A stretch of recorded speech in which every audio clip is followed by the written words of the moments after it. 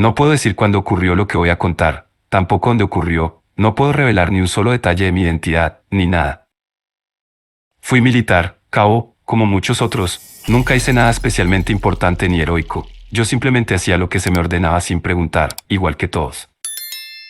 Yo estaba asignado como parte del equipo de seguridad de un narcotraficante de cierto cartel que en ese entonces tenía muy buenos arreglos con el gobierno. No solo yo, éramos como 40. El general siempre andaba con él, otros lo movían, y algunos cuantos estábamos enclavados en su casa de seguridad, y digo casa por no decir mansión. Ahí ocurría de todo, desde fiestas y tratos de negocios importantes, hasta entrevistas forzosas y otro tipo de cosas.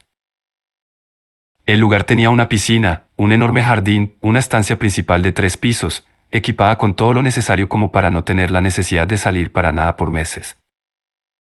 Esas eran las áreas accesibles, pero en la propiedad había una zona con barda. Ahí siempre estaba uno de nosotros cuidando que nadie más que el dueño o su gente de confianza entrara. Detrás de esa barda había otro jardín, uno más pequeño, con un árbol en el centro, un árbol seco, todo el año estaba seco, porque nunca se le ponía agua, siempre se regaba con sangre, específicamente con la sangre de la gente que llevaban ahí para los interrogatorios forzosos. El dueño de la casa estaba loco, era un sádico, un terrible psicópata, pero quién sabe, era raro, porque con toda su gente era muy amable, siempre con una sonrisa en la cara, respetado por mucha gente, dentro y fuera del mundo del narco. Su maldad aparecía solo cuando estaba en esa zona privada de su propiedad. En ese jardín estaba la entrada a un pequeño sótano, que es donde se llevaban a cabo los interrogatorios forzosos. Yo jamás bajé. Bueno, ya con todo ese contexto, quiero contar las cosas extrañas que ocurrían en ese pequeño jardín, impregnado de muerte. Lo que voy a contar, quizá parezca demasiado para algunas personas, pero deben recordar que ahí morían personas, de formas terribles, y, como dice la gente, cuando una persona muere sufriendo su alma no puede descansar y por lo general las almas en pena suelen manifestarse. La primera situación peculiar que ocurrió desde que me asignaron a la casa de seguridad, fue que una noche que estaba haciendo guardia en la entrada del jardín, empecé a escuchar que algo estaba rebotando en el interior de la barda, era una pelota que estaba siendo lanzada hacia las 4 paredes. No nos tenían permitido abrir la puerta por nada del mundo, a menos que se nos ordenara, si alguno de nosotros abría nada más porque sí, era una muerte segura. Así que no podía asomarme a ver qué estaba pasando, simplemente avisé por radio de la situación, solo me respondieron que estaba bien, que ignorara el ruido. Durante una semana estuvo pasando lo mismo, así que un día, se me ocurrió comentar lo sucedido con uno de los hombres del dueño. Él me dijo que 2 días antes de que yo llegara, le habían dado una lección permanente a uno de los jefes de plaza. Resulta que esa persona solía visitar mucho al dueño, sobre todo cuando había interrogatorios. Ese señor se la pasaba en el jardín, lanzando una pelota de tenis contra las paredes. Lo hacía mientras le sacaban la información al desafortunado en turno que había sido llevado al sótano. Así que, según me dijo el sicario, ese ruido lo estaba haciendo el fantasma del susodicho, que seguía jugando con su pelota de tenis en el jardín. Una cosa curiosa, no sé cómo le hacían para controlar los olores. Digo, los cadáveres se los llevaban, pero tantos litros de sangre debieron haber causado un mínimo de pestilencia, pero al menos yo jamás detecté ningún olor afuera de ese jardín. Adentro sí, pero afuera no, ni siquiera cuando abría la puerta. A mí me parece raro. Haciendo memoria, tampoco había moscas. Nunca me puse a pensar demasiado en esas cosas. A mí me decían quédate ahí, y es lo que yo hacía.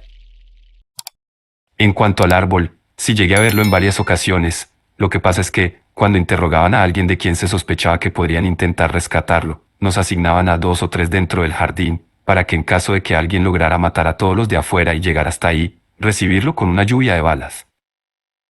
Ese árbol se veía viejo, su color era muy opaco, no llegaba a negro, pero sí era muy cenizo, no le crecía ni una hoja en ningún momento del año.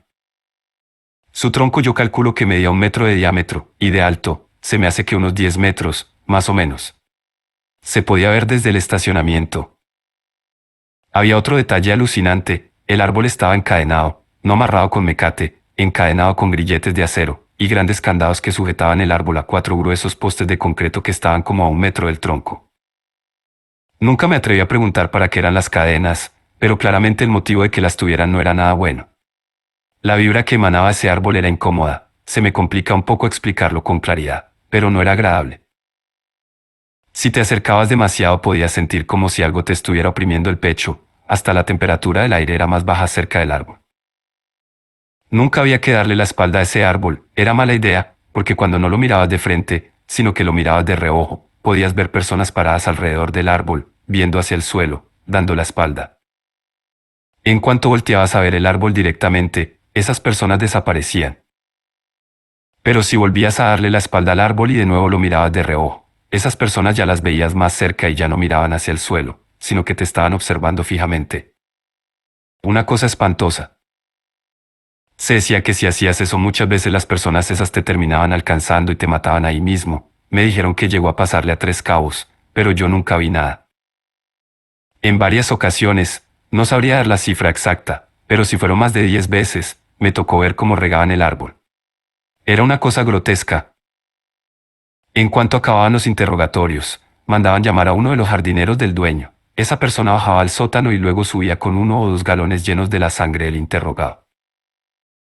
Esos galones los vertían en los pies del tronco del árbol. Llámenme loco si quieren, pero les juro que ese árbol estaba vivo. Yo pude ver cómo se movía cuando le vaciaban la sangre. No mucho, nada exagerado, pero les puedo asegurar que el tronco y las ramas se mecían algunos centímetros cuando les daban sangre.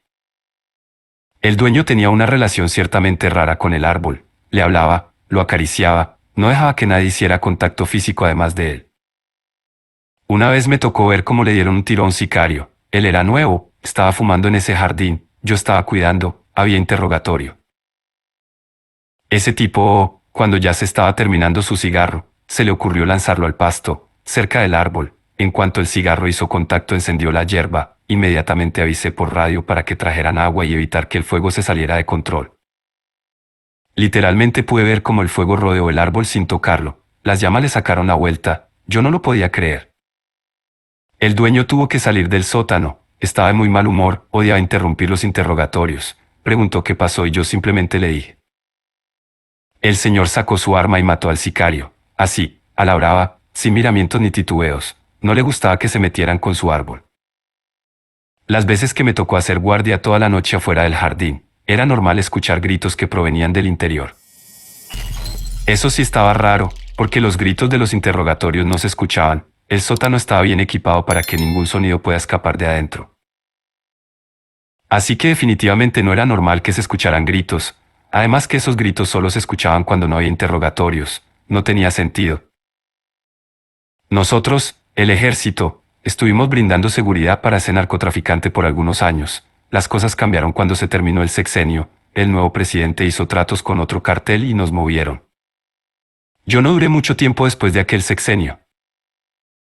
Las cosas actualmente ya no funcionan como antes, por supuesto que el gobierno sigue teniendo acuerdos con el narcotráfico, eso nunca va a cambiar, pero a lo que yo me refiero a que las cosas ya no son como antes, es que ya no existe ese descaro de ordenar que sea el ejército el que cuide a los narcotraficantes del cartel contrario, o de instituciones internacionales como la DEA o la CIA.